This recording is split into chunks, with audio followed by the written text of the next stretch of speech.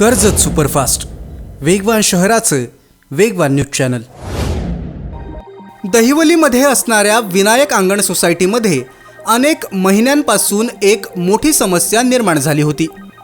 गटाराचं सांडपाणी पिण्याच्या पाण्यात मिसळत असल्यामुळे पाण्याला दुर्गंधी येत होती आणि थेट जीविताचा धोका निर्माण झाला होता। विनायक अंगण सोसायटीच्या पाण्याच्या टाकीला लागूनच विकासकानं गटाराचं काम केलं होतं। कालांतरानं गटाराचं पाणी पिण्याच्या पाण्यात मिसळत असल्याचं स्थानिक रहिवाशांच्या लक्षात आलं।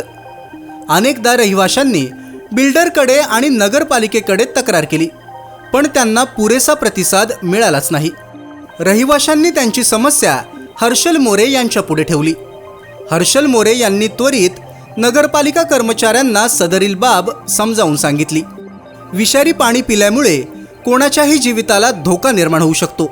ही समस्या दूर न झाल्यास जन आंदोलन उभे करू, असा कठोर इशारा हर्षल मोरे यांनी नगरपालिकेला दिला।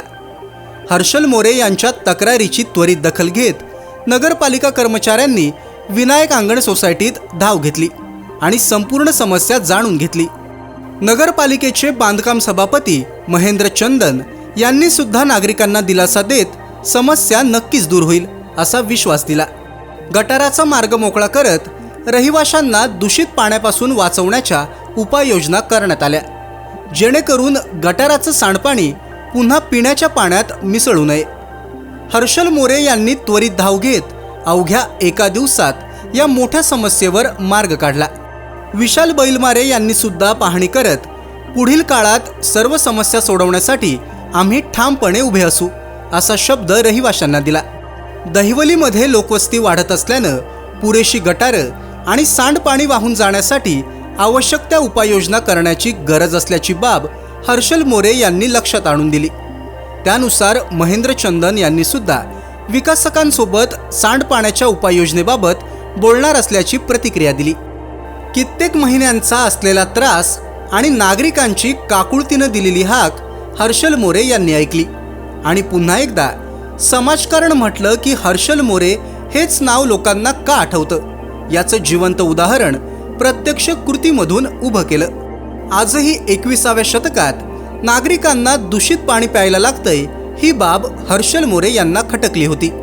त्यामुळे सांडपाण्याचा योग्य निचरा न करणाऱ्या प्रत्येक विकासकावर कारवाई करण्याची विनंती सुद्धा त्यांनी नगरपालिका कर्मचाऱ्यांना केली।